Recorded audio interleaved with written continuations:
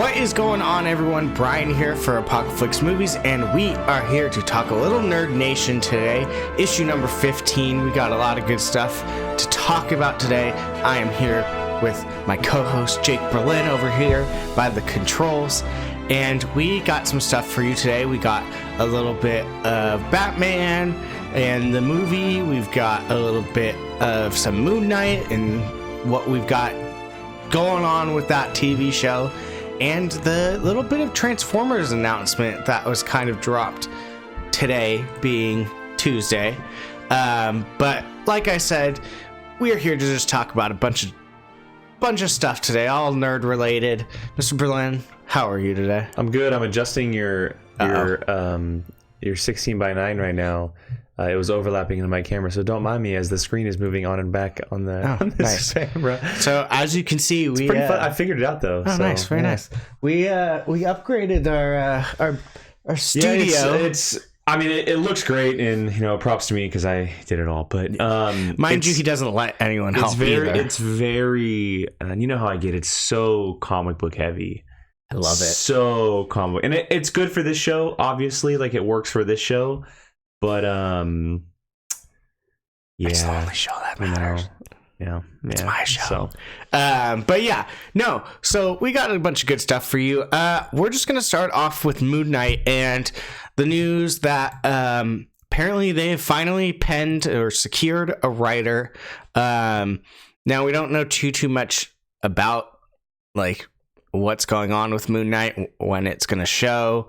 It's definitely an interesting choice for them to do, because Moon Knight is not the most family friendly of superheroes. If you know anything about him, he's actually kind of on the level of Deadpool with that like violent nature. But yeah, as far as a writer, they have actually secured one of the Witcher writers, the Netflix show that just recently dropped. That was a huge viewership success for Netflix, almost surpassing oh my god, I'm drawing a blank. It officially took Mando off the top step. So. Yeah, so I mean that's a pretty big accomplishment for a show like that. Now, I didn't even tell you the name. His name is Bo DeMayo is the name of the writer that Marvel has gotten to pen this script. Like we said, we don't really know anything about the direction or how many episodes or anything. Like, we don't even know when this movie or this show is going to drop. It could be in phase 5 for all we know. Next year. Oh, you think that early? TV shows are pretty simple because they can shoot episodes while the show is actually premiering. You think it's going to drop in phase 4, even though they pretty much announced all of phase 4? I don't think they'll wait till 2022. If they do, I mean, that's a long way away for a TV show. TV shows typically go pretty quickly, and this was announced last year in 2019. That's a 3-year difference between announcements. TV shows typically don't happen like that. They usually, like, I don't know. I mean, they happen pretty. I mean, an example could be like the Crisis on Infinite Earth stuff, right? Obviously, they've had something like this in the works for a long time, but they announced it on the crossover last year, and then they film it all this year, and it's all pushed out. I mean, I don't know. It all depends on what shows they want to push out first. They want to do Miss Marvel. They want to do She-Hulk. They want to do Midnight or Moon Knight, not Midnight. I personally think they're going to push out She-Hulk first. See, I'm starting to wonder if they're going to push all of them out, because they just pushed up WandaVision and Falcon and the Winter Soldier. Yes, they did. And so August this year. And so it sounds like things are going very well for the Disney Plus shows. Yeah. And I would not be surprised if we get this next year. Yeah. So for those of you unfamiliar with Bo DeMayo, I didn't know anything about him. He wrote the 3rd episode of The Witcher. Don't ask me what one that is, because that show was all over the place for me. It was good, but all over the place. I don't know what happened when. He was also a writer for couple CW shows, one of them being The Vampire Diaries. He wrote a couple episodes of that, and a lot of people love that. Yeah, as well as the spinoff of that show called The Originals. So I mean, yeah, that's Interesting. Yeah, it's because he's the darker vampire. Yeah, exactly. Background. Yeah. Witcher with the demons and stuff like that. Yeah, so. it's clearly his forte. Also, he did do comic book spin-offs. Or let me say, he did comic book writing for the Vampire Diaries. Like, I think that said like 7 episodes, and he is also writing comics for the anime of The Witcher write-off, spin-off, whatever they want to call it. So clearly he's in that realm of, like you said, the dark and violent-ish, I guess, depending on how you look at it. Mature. Yeah, it's definitely not like your fluffy family story that you're gonna get from him, clearly, from what he's writing. But yeah, I mean, I don't know anything about Vampire Diaries or the originals. I know they're both CW shows, and they are highly beloved. They are highly Vampire beloved by Diaries. I its fan know base. my sister was like every week. Yeah, they are highly loved by their fan base. Vampire Diaries ran for a very, very long time. It's one of CW's best shows. Oh, excuse me. And I don't have a lot of experience with this writer. If he only wrote one episode of The Witcher, it's a little odd. Yeah. I get why, unless it was the song one. Yeah, I mean, no, I mean, what is that song called? Throw a coin. Throw a coin in a Witcher. Yeah, to The Witcher. Throw a coin to The Witcher. Yeah. No, I mean, look, whatever we want to think about writers or directors with Marvel properties, we've seen plenty of times before that Marvel can take an unknown person and turn him into something known. Absolutely. In the film world. And so even people who are known who don't operate inside that genre, they take them and we questioned it like, this is very odd, but then they crush it. And so what did they just took someone they took the WandaVision writer. Well, yeah, they took the WandaVision writer to write Captain Marvel 2. Yeah, and she has done nothing before WandaVision. Yeah, but I mean, you can never question Kevin Feige's moves and what they're planning. And again, even though that they hire a writer to write a project, they still have to follow the guidelines of someone like Feige or the plan that's going on in the universe. And so you can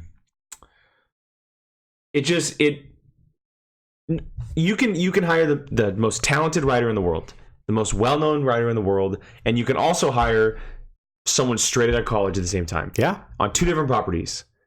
You more than likely are going to get similar results. 1, because of guidelines, and 2, it's all based off of who directs the projects. 100%. The directors for these MCU movies, yes, they follow the writers' outlines and the scripts, but these directors have so much control over these properties because they're hand in hand working with a guy like Feige. Yeah. So whatever kind of background he has, obviously he has a background in demons and vampires and that dark kind of stuff, so it makes sense. I don't know what kind of stuff Moon Knight operates with. I'm very unfamiliar with him. He is very much so Dracula, werewolf by night, so basically a werewolf. Okay. They just announced that they think that what's it called? Hellbent or something character named the Ripper is going to be on it. It's very much your demons, werewolves, vampire type stuff, which don't be surprised if this shows up in Blade, this character. We've been talking about that for a while. Yeah. It just makes sense. Yeah, he's more than likely going to be a key tie-in to Blade, especially with the type of people he goes up against. Yeah. So I mean, it sounds cool. I don't know a lot about him, and you know how I felt about The Witcher with the timeline and the writing sometimes, and so I liked the show. I wasn't Watchmen loving it. I watched it all. Will I watch next season? Probably. Hoping that it'll get better. Yeah, definitely. So, I mean, we'll see. Like we said, he only did 1 episode of it, and there's like 8, I think. There's 8 of them, yeah. So, who knows? But, yeah, so we're just going to move on, keep it a-grooving, and our next topic is going to be a little Transformers, more than meets the eye. You want to take this one? Oh, my God. Don't compare that with this. Okay, so yesterday it was announced that, and this comes from the Hollywood Reporter, that Paramount and Hasbro, who owns the rights to Transformers, is officially moving forward with two different writers to, as they put it, revitalize the multi-billion-dollar movie series. Now, according to them, Joby Harold, who wrote Army of the Dead and King Arthur: Legend of the Sword, the Guy Ritchie film, and James Vanderbilt, who wrote Zodiac, awesome, and Murder Mystery, have been tapped to write to work on scripts that are two separate movies, two separate films. And a lot of people are theorizing, this comes from the THR, that one of them operates or is possibly a spinoff of the Bumblebee movie, or possibly another Bumblebee spinoff. And then one operates in the larger franchise. What that means, I'm not sure. But I thought it'd be interesting to talk about a little bit because, one, we know how controversial... oh, wait, hold on a second. It says Deadline has heard that one of the projects is going to be based off Beast Wars. Yeah. While the other is expected to be a Bumblebee spinoff of some sort. So okay. So now reading that gets me a little bit more interested than what I was before, because this franchise, the ongoing one, needs to die. Like, it legitimately needs to die. Everything before Bumblebee needs to die. That's what I'm saying. Like, it needs to just go away. Yeah. The Michael Bay movies is way we can describe it. I thoroughly get everyone's gripes with the second Transformers and the third Transformers. The second is definitely the least watchable out of the first three. The first one, in my opinion, is pretty brilliant for what it tries to do. First one's pretty good. And I like the third one. I do. I remember exactly where I was when I watched it. I was with a group of guys. We're hanging out watching this ridiculous action-packed movie. And I wasn't a movie critic. I'm not even a movie critic now, but I wasn't someone who dived into movies then. And I enjoyed what I got. Like, the skydiving scene is awesome. Optimus Prime is so kick-ass in that movie. Yep. There's so many cool things about it. But ever since then, like, they've just gone off on random tangents, and they've had the pieces there for some really cool things, but it just turns into some stupidity. Yeah. And so I'm really hoping that they kind of get the hint now from fans that they don't want this to happen anymore, and that they kind of want more of something similar to Bumblebee, or something that I've been calling for so long, is just give me... Like, why do we have to have humans involved? Like, just give us stay on Cybertron. Give us not even that. Just give us a CGI filled Transformers movie, whether it's in space or Cybertron or somewhere else. Like I just want to see that. Like that. Like those flashbacks. I don't know which one it was. The very first, the opening of Bumblebee. Well, yes, that opening. Yes, I want if that I in had a a whole movie yeah. like that, I would be like, just by the end and of it. I've played the Transformers like Fall of Cybertron games in that time, so I have. That was a good game. I love those games, and I've read some comic books in the past as well. But some of the flashback scenes of like them on the moon, like battling it out on the moon, like that stuff is cool. Yeah. And or there's like no humans involved. Shockwave that's in space and he's with his giant ship. Yeah. So, like, give me out space like that. There's some really cool things that they can do. It's just I wonder if the studio is getting the hint from us, and if they're finally trying to kind of backtrack and fix the thing. I hope so. But it also makes me question why they're doing two movies at once. Why not just do one at once? I get they're trying to do two different ones at the same time, but at the same time, it's like, why not continue the Bumblebee story? Cool, make a spin-off or make a sequel to that. We want to see a sequel to that, obviously. Like, I want to see a sequel to that. It's taking this long. Why not give a spin-off of that? Something else that's set, or give us a prequel of Cybertron or something. And so, even though this news seems very good in the franchise, I'm still very much questioning Paramount and Hasbro's intentions with it. The main thing is I hope that the Michael Bay movies are officially done and over with, because I don't need them anymore. Yeah, no, I don't know if it would work. I wouldn't mind if it literally just started from Bumblebee all over again. Use the same Optimus Prime and stuff and just start the whole thing all over again. Just, you're using the same voice, the same Optimus Prime and the same Bumblebee, and just start from there and start completely over again. Don't mention anything from the other movies. Just reboot it. Just do a whole reboot. So what? You're using the same two from the other two. Just pretend like those ones don't exist anymore, and just start your timeline from there. Because we're starting in what, the 80s? That was Bumblebee? Yeah. 80s? Yeah. So That's a good amount of time to tell some stories. Like, I mean, and they don't have to stay on Earth. Send them out to space to do something, or go before the 80s, go before they had to leave Cybertron. Now, are they probably ever going to do a fully Cybertron movie? No, because that's going to cost you a butt ton of money for CGI. And can they guarantee that Transformers is going to make that money back? Do you know how much money that franchise has made, the studio? Yes, but they make $1 billion almost every single time. $1 billion. Yeah, but you got to think about that alone. How much do you think a full Cybertron movie would? A lot, but it also depends on the type of animation you're giving it. Yeah, if it's not CGI, if it's CGI, that's different. I'm talking about take exactly how the beginning of Bumblebee started, and that's CGI. Yeah. So that's different. But there's also ways around it. There is ways around it because, one, you can slow down in certain parts or use different scenes to cut down the CGI or make certain sequences on Cybertron, then maybe they leave Cybertron. And two, imagine all of the people that are going to go see this movie if they actually do that. True. Imagine it could have a shot at $2 billion if they make a movie that's solely just Transformers. Like, you literally call it, what if you adapted the Transformers movie from the 80s? You call it Transformers the movie, and you just adapted that movie. Do you know how many freaking people would be ecstatic for that?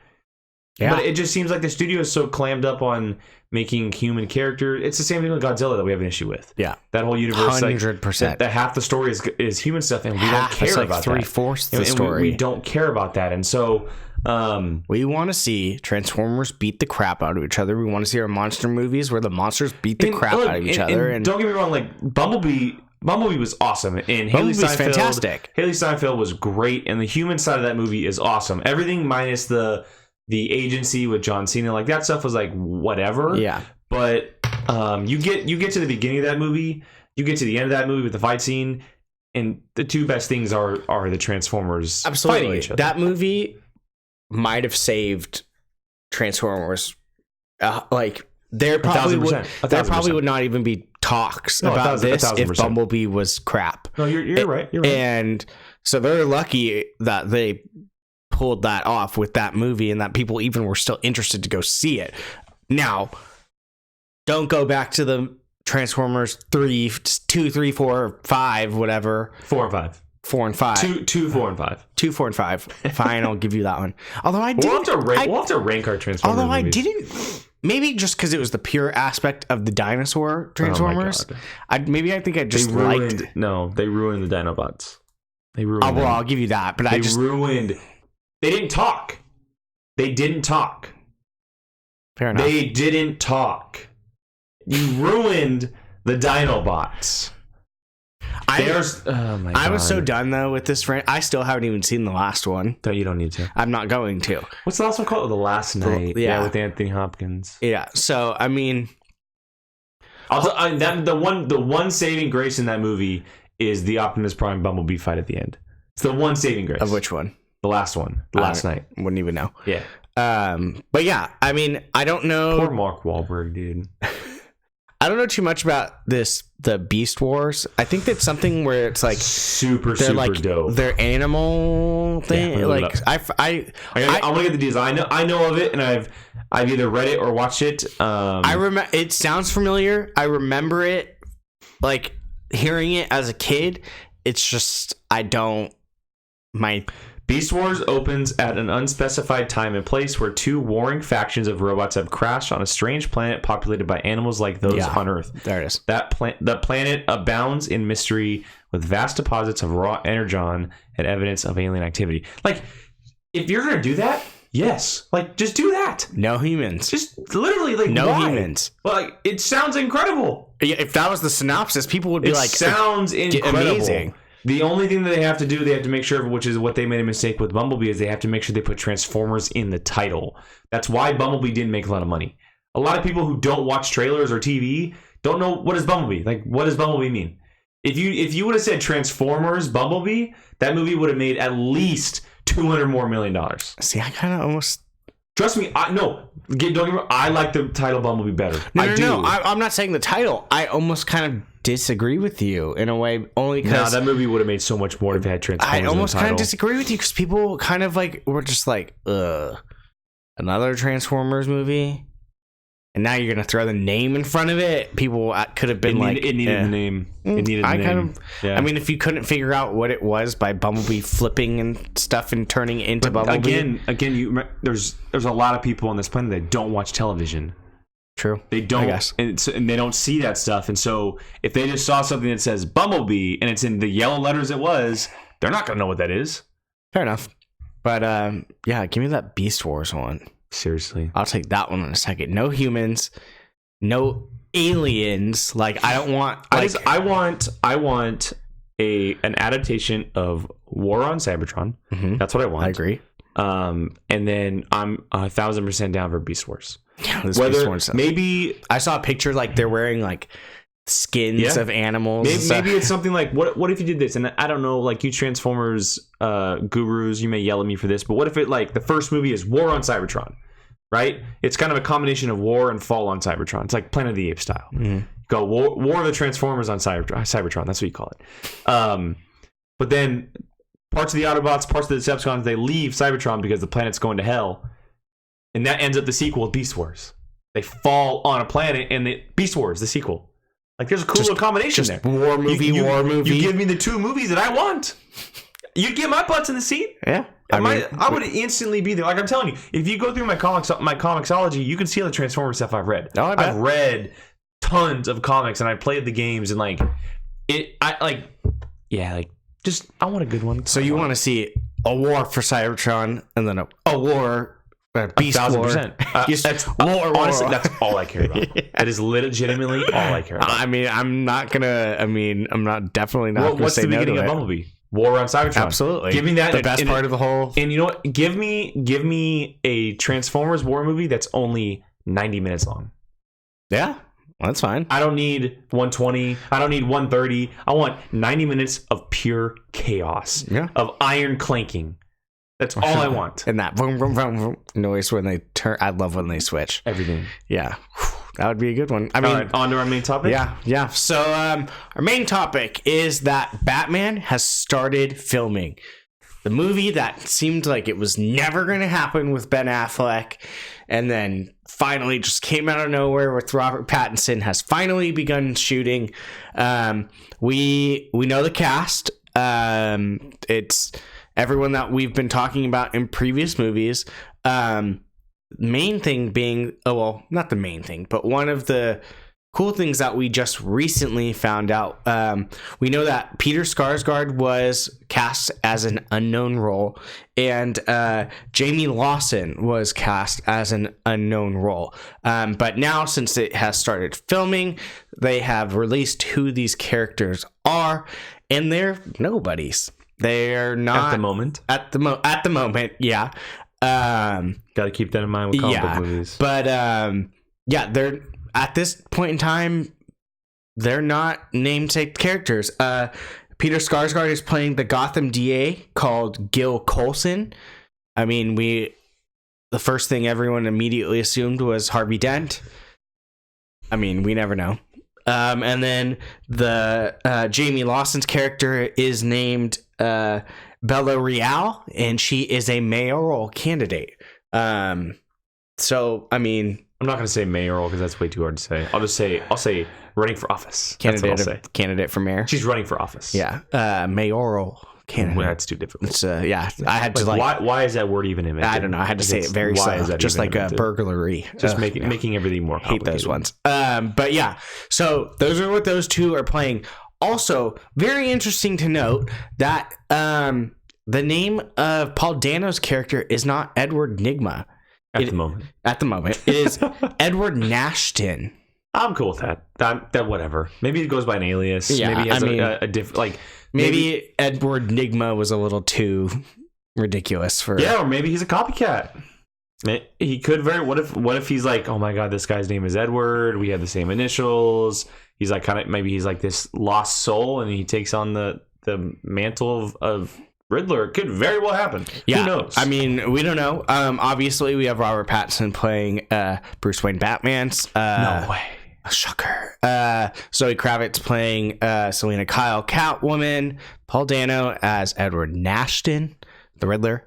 We've got Jeffrey Wright playing Commissioner Gordon, which I thought he wasn't commissioner at this point in time. okay. I don't know if it's commissioner, but he's playing Jim Gordon. Yes. Okay. Yes. Well, him not being commissioner is a big deal. Yeah. Oh no, it is. So, but it's still Jim Gordon. And then we've got John.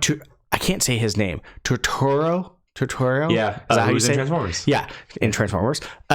He is playing Carmine Falcone, He's perfect. Yes. Absolutely perfect. I know. He is. I literally want him in everything. I want him in everything. Him being a crime lord, the crime lord in this is he's playing Falcone? Carmine Falcone. Is phenomenal. Well, and he has the Italian roots absolutely too, so. Absolutely perfect casting. I hope that they don't give him the John Turturro shtick, I should say. I hope it's much more of a serious role. I think it has to be. Not necessarily. You can always adjust the character for the actor or a certain story. Falcone is always a very serious. But how many times have we seen that Falcone? That's what scares me. How many times have we seen that kind of Falcone on screen? I would much rather see that Falcone again over adjusting to Turturro as an actor because he's so good at giving the shtick. Yeah. I want him to see. If he is in fact like the main villain, like a lot of people are theorizing, where he's kind of like pulling the strings behind everything, or at least involved with a lot of the villains, I want to see. I want to be scared of him. Yeah, like I legitimately want to like think to myself like, okay, this guy could do anything bad. on a whim. And if he has the shtick, I'm not going to think that. Yeah, I agree with you 100%. And then we have Peter Skarsgård as the Gotham DA, Gil Colson, Jamie Lawson, mayoral candidate Bella Real, and Colin Farrell as Sexy Oswald Cobblepot. We call him. Although a little bit more weight. A little bit more weight, and definitely we got gray hair. White from what I saw, it looked like it was white. Maybe like a bleach blonde. Yeah, I'm so down for him playing Penguin. I mean, look, the movie... At first I was like, him playing Penguin? Now I'm like, never questioned it. I'm like, he's gonna be so good. Yeah, no, I never questioned it. I think that from the beginning, this movie has always been interesting. It was always a good idea. I mean, obviously, we love Batman movies. Yeah. We love Batman stories, especially if they tell us something different from what we've seen before. But then when you would throw on the name Matt Reeves on a project, it instantly like catapults itself up to the top. Yep. No matter what it's about, it could literally be about someone drinking coffee on the subway for 2 hours, and people are going to be excited to watch that movie because Matt Reeves is attached to it. And then the thing with Robert Pattinson being cast as Bruce Wayne, it's a risk. It is. It's a risk, and that's what we want from these movies. It's a risk that's going to be worth it. It's something that we always want from these movies and characters because it gives us a different perspective and a different version of the character. Mm-hmm. I always go back to it, and look, he's a great version of this character. He's perfect for the role, but he's too perfect for the role, and that's Benedict Cumberbatch as Doctor Strange. Okay. I always say from the beginning, he's just it's too perfect of a choice. Like he's the person you would expect to cast. Pattinson is way down on the list. There's so many other people that fit the role of Bruce Wayne more than he does, but because it's Matt Reeves directing, because of the story they're telling, and because of the cast they're surrounding him with, it's like, how can you not be excited for it? This movie, honestly, like to see him act against someone like Paul Dano, who is one of the most underrated actors on this earth. Zoe Same Kravitz. with Colin Farrell, who is one of the most underrated actors on this earth. John Turturro, Zoe Kravitz, Jeffrey Wright.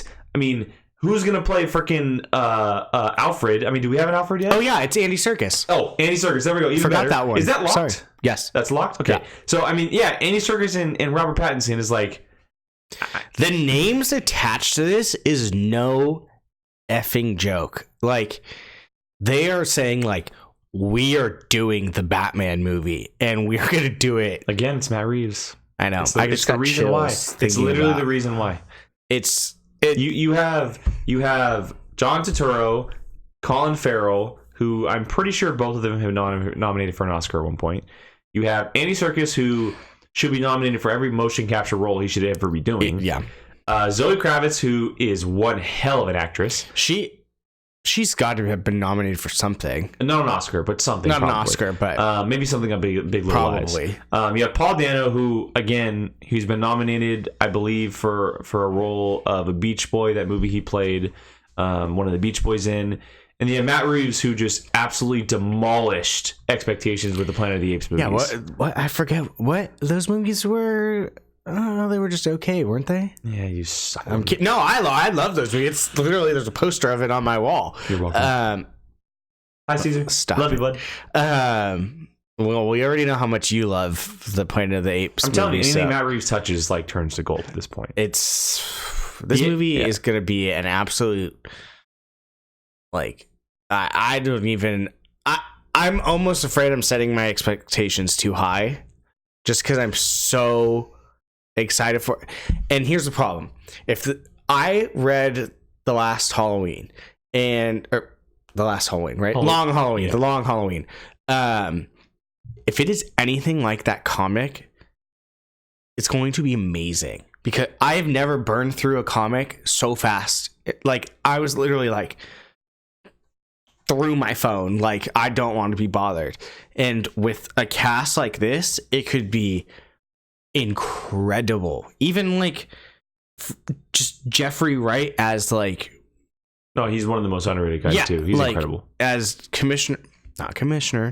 Gordon. Big we don't difference. know. Big difference. Yeah, this movie is going to be. See, I've learned to keep my expectations at bay with movies, and so until you haven't read the Long Halloween yet. Not yet. I will, but I know of the story. I know the beats of it, and you know what it is and everything like that. But I think, it just. I mean, it comes out in 2021. It's filming now. They dropped the release date. So it's July of 2021. No, June 25th of 2021. Well, it's a typical Matt Reeves release date. He's usually in the first 2 weeks of July. Push it to June. That means Warner Brothers more than likely has another Warner Brothers movie out in July that year. Probably Aquaman. No, I think they're going to stick with that in December because that came out in December last year. No, they're doing Black Adam. And so, I mean, everything right now seems like it's what we want from a Batman movie. I mean, I know that to me, it's still a little bittersweet because I always wanted to see the Ben Affleck one. He was a very good Batman. Not just him behind the camera, but I wanted to see him in the suit solo wise without anybody around him because we never saw that. We never saw him face a villain by himself. He faced Superman, he faced Doomsday, and then he faced gods. It's like I wanted to see the Batfleck face something in a Batman world.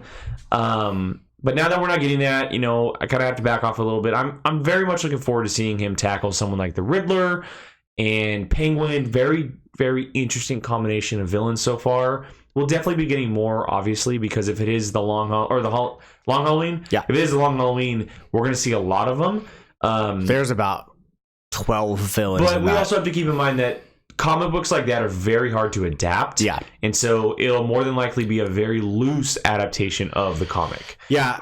I would be, as much as I keep saying that, like, I almost kind of don't see how they could do it right now because there's characters in that they would literally have to have that haven't been announced or cast. Yeah. You just take the bones of it and then you write a story around it. Yeah. And we've heard for a long time this movie's going to essentially be like a movie where he's running through Arkham Asylum. Like he has to find his way out. Yeah. Like he's locked inside with all these bad guys. The Long Halloween, you take the bones of that, you throw it on top of something like that. Could be very interesting. Yeah.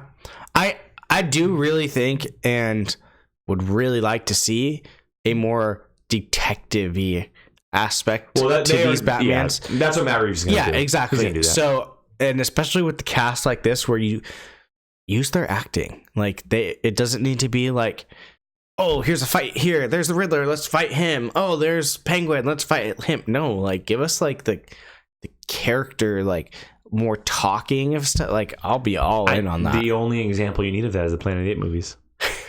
True. I know I keep going back to it, but that's exactly how it is. If you literally throw Planet on the recent Planet, so Dawn and War on top of a Batman movie, it's exactly what you want.